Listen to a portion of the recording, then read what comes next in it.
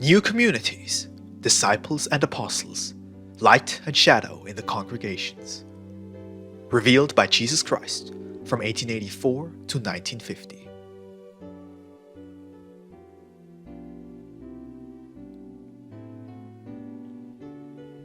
Light and shadow in the congregations of the Revelation.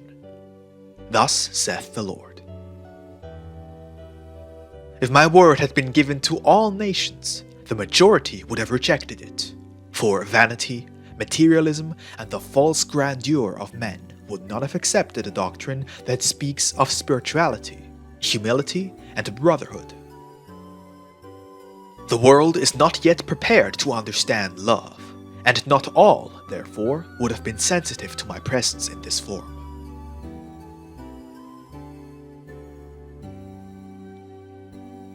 Just as Christ, in that time, sought a hollow of rock to be born as a man, today I found this corner of the earth that was disposed to hear me, and which bears a similarity to the grotto and manger that received the Son of God on that blessed night.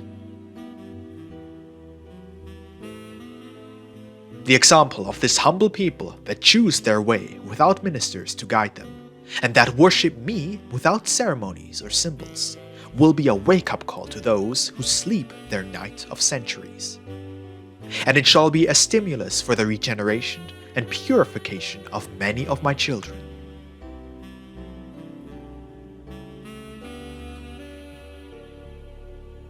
Under the shade of my doctrine, no throne will be built from which exalted men can dominate the spirits of their brothers. None will be crowned or covered in purple robes to try to occupy the place of the Lord, nor shall there arise confessors to judge, pardon, condemn, and pass sentence on the acts of humanity. Only I can judge a spirit from a just and perfect bench. I may send those who correct, teach, and guide, but I shall not send any to judge and punish. I have sent those who have been shepherds to humanity, but neither lords nor fathers. The only Father of the Spirit is I. I will form in this time a people who are jealous of my law, loving of truth and of charity. This people will be like a mirror in which others may see reflected the errors into which they have fallen. They shall not be the judge of any, but their virtues, works, and dutifulness will touch the spirit of all who cross their path, and will show the path to all who do not comply with my law. When this people are strong and numerous, they will attract to themselves the attention of their fellow men, for the cleanliness of their works and their sincerity of their worship must surprise humanity. Then men will ask, who are these who, without temples, know to pray in this way? Who has taught these multitudes to pray, adoring their God without feeling the need to raise altars for his worship? From where have these travelers and missionaries come, who, like the birds, neither sow, nor reap, nor spin, and yet subsist? And I shall say to them, this people, poor and humble, but jealous of my law, and strong against the passions of the world, have not been prepared by any man. These multitudes that enjoy doing good, who are illuminated by inspiration, and know how to carry to the heart the message of peace and the touch of comfort, have not been taught by teachers or ministers of any cult of earth.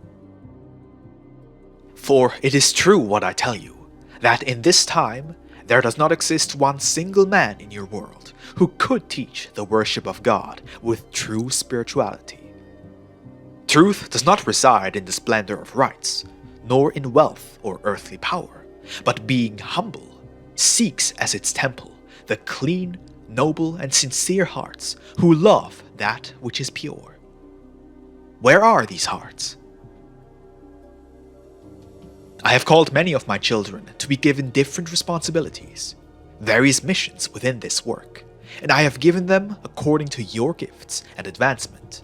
And with all of these, I have formed my people, my new apostolate.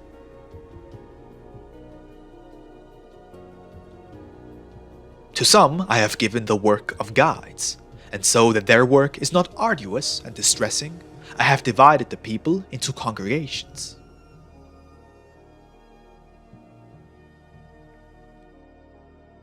To others I have given the gift of acting as spokesmen, so that they might transmit my inspiration, made human word, to these multitudes that gather to receive this wonder.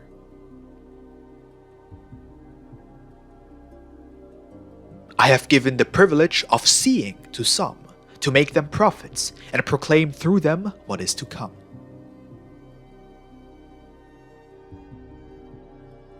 And those who have received the mission of being supporting pillars are those who must help the people in their pilgrimage, and who must be for the guides, as was the Cyrene, Simon of Cyrene, who helped Christ, and helped to carry the cross of their multitudes.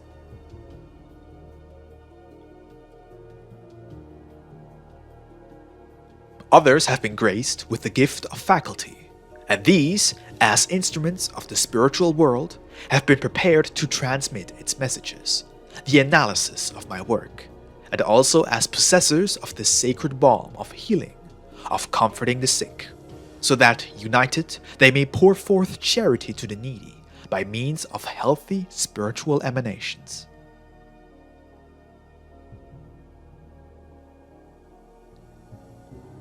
I have named Golden Scribe he who must print my revelations, teachings and prophecies of this time in the book that I shall leave you.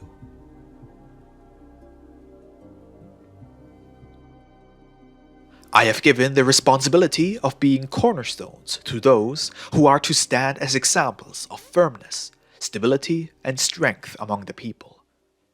In these, their word, comfort, and example will be invariable, like rock. Now that this stage of my communication is at its end, I am judging all the chargers and all those chosen to receive such great missions. I am calling them to enter into profound study and to know the results of their works. I accompany all in this hour of meditation. As in all times, many have been called, but few chosen. For I choose only those who are timely in the fulfillment of their missions, and to the rest I give light, so that they may know how to await the time when they too are chosen.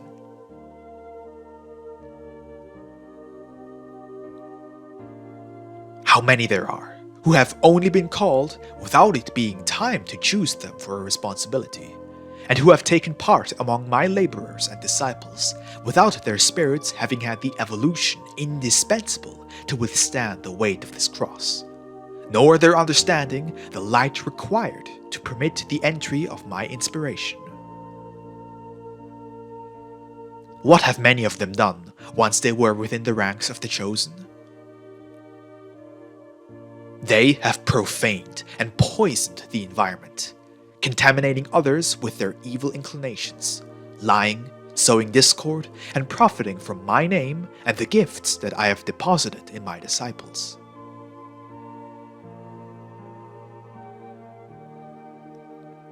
Do not attempt to find out who those individuals are, because you will not succeed. Only I, the divine judge, know who those individuals are, and I tell them through their conscience. Be vigilant and pray, so that you will repent for your mistakes before it is too late. If you repent, I promise you that I will sit you spiritually at my table, and there will be a festival of reconciliation and forgiveness. That is the truth. Not all love my work, even while it is amongst them, nor have all arrived at understanding it. For which reason I can tell you that some are of my work, and others do their own. Those who come to me following from love, love my word, for they know it corrects them without coming to wound them, and points out their defects without shaming them. This makes them persevere in perfecting their practices. Those who, instead of trying to reach that perfection, pursue only adulation, superiority, praise, or a means of living, rather than seeking perfection of the spirit, cannot bear it when my word points out their defects. So they have to create a work distinct from mine, in which they will be free to do their own will. They have not understood that the only thing the entire multitude needs to do in the time that my manifestation lasts is to hear me with the greatest elevation, so that later they can analyze my message.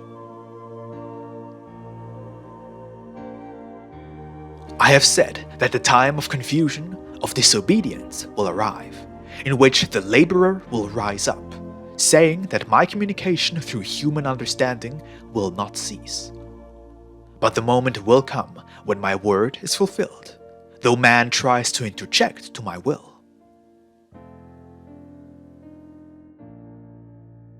How many errors have been committed by many of those in whom I have confided a responsibility and a gift? How much incomprehension I behold being unleashed among my children after the year 1950. With the lack of understanding and the foolishness of man, they hold back my charity, authority, and grace, and are, therefore, outside the true path of the law, of harmony, and of truth.